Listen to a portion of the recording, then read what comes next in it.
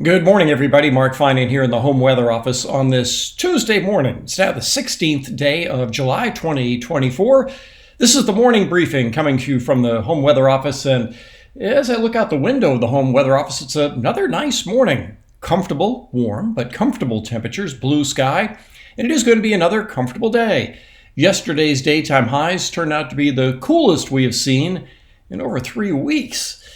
Yes, but that isn't going to be lasting. We are likely going to be seeing temperatures top 100 degrees in the valley again by the end of the week and probably into the weekend. I'll talk more about that here in just a second. Yesterday I was talking about the daytime highs and the average temperatures for the month of July for Sacramento. I want to give you a slightly different perspective on that this morning to start off with. Now, this is what I showed you yesterday. Now it's been updated to reflect yesterday's high of just 93 degrees, which is actually a couple of degrees below average. We are now in the hottest part of the year when the average high is 95. But as you can see, these are for downtown Sacramento, otherwise known as Sacramento City. What I want to point out today is that Sacramento City, the downtown location, is, well, usually one of the hotter spots that we see. There is definitely an urban heat island impact on this site, and I'll demonstrate that here in just a second. But let's just look at these numbers for a second here. Only 2 days this month so far with temperatures below 100 degrees, and we will add more to that as we go through the rest of this month. And the average temperature is 87.2, which is a full 9.6 above average. And you'll also see that the average high for the month so far has been 105.6. So Sacramento City, this downtown location, is not the only spot that we have records for the Sacramento area. Just 2 miles away, there is Executive Airport. So let's take a look at Executive Airport. As you can see here, well, there have been 5 days this month where temperatures did not hit 100. And here, the average high for the month is 102.3. Now, downtown does tend to run warmer than Executive, and Executive is still very much above average, but only 8.2 above average, as opposed to the 9 point something that the downtown site is.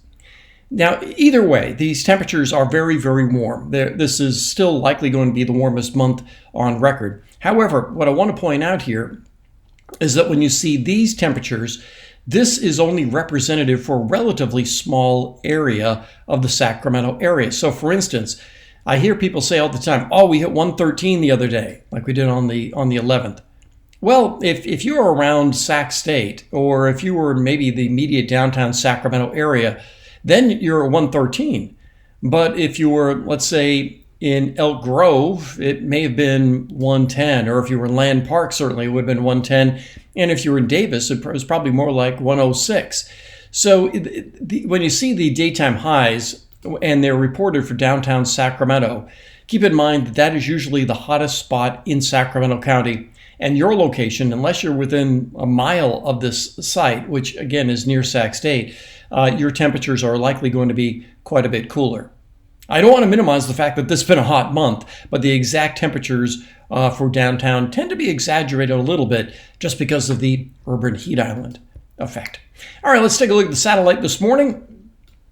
And everything looks relatively quiet. We've got a nice setup this morning. Good solid marine layer taking up the Bay Area as well as down through Santa Cruz, Monterey, the Salinas Valley.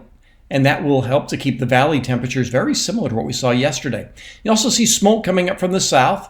There have been various fires going on to our south, sending some smoke our way, but nothing in the way of bad air quality. This is elevated smoke, so it's just kind of makes the sky a little bit hazy and doesn't really impact us down here at the surface. And also, let's go a little bit farther to the north. Somewhat obscured up here is the Shelley fire, still kind of slowly burning away, but it's not really making much progress. They've really made a lot of progress on this in terms of slowing down its forward movement. The slight rain showers and higher humidity they've had recently has also helped that out. There will be some showers today on the east side of the Sierra. Let's take a look at that. This is the HRRR showing you where we may see showers and thunderstorms today. We saw the beautiful view of thunderheads yesterday. This is today, and today they are going to be a little bit farther to the east. Yesterday they were in Alpine County in South Lake Tahoe, as well as Plumas County. Today they're more along the state line and to the east. Areas like Carson City and over toward Dayton Valley, there's where we may see some of those afternoon downpours. And we'll see the same thing again happen during the day on Wednesday. All of the activity, maybe as far north as Bridgeport, but certainly down around Mono Lake and Bodie, we'll probably see some of those showers, and then they drift farther to the east, maybe toward the Hawthorne area, that sort of thing. So I don't think we'll see any more showers or thunderstorms in the Tahoe Basin for the next couple of days. So let's talk about what is going to happen as we go through the rest of this week, because as I mentioned, this mild weather, relatively mild weather we're having now and will continue today, isn't going to last that much longer. Little trough going by is going to help keep those temperatures in this nice range we're looking at.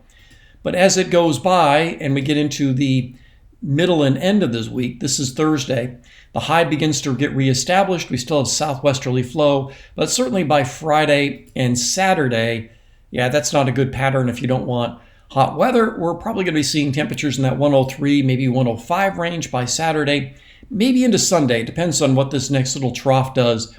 And that next trough will likely squash the high a little bit and help to keep temperatures back down into the 90s for the early part of next week. But beyond that, that high looks as though it wants to reestablish itself. We're now getting into, this is a week from Friday, so we're well out there. And as we go through the end of the month, it's the same sort of pattern. The high stays kind of anchored over the, let's say, Flagstaff area, maybe near Las Vegas. And these little troughs go by that will try to bring in cooler weather. But all in all, the rest of this month looks as though we're going to see our coolest days are probably going to be with temperatures near average, which is 95. And our hottest days are probably going to be the 103 to 105 range. I don't see anything in that pattern I just showed you that suggests we could see 110s, 113s. But again, I'm not seeing anything that's going to bring us an 85 either. So when you put all of that together, including those 15 days I've showed you so far this month, that will continue us on the track to have this be the warmest month on record. And that's something we'll continue to track as we go through the next couple of weeks. But yeah, it's just been a hot month. And even though the temperatures today and next couple of days won't be as hot, I don't see anything all that cool on the horizon. That's all I've got for you this morning. Make it a great day. I'll talk with you later.